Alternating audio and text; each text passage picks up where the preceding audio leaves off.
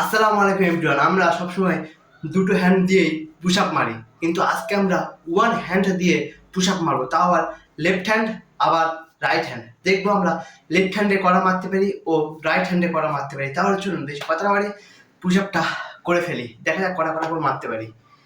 তাহলে চলুন পুশ আপটা মেনে নেই।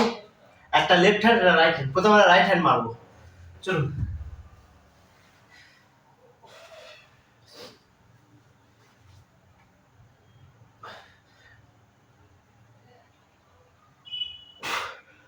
1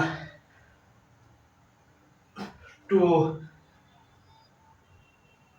3 4 5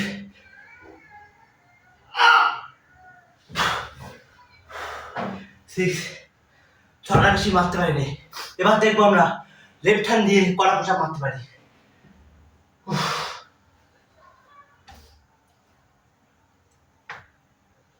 1 2 3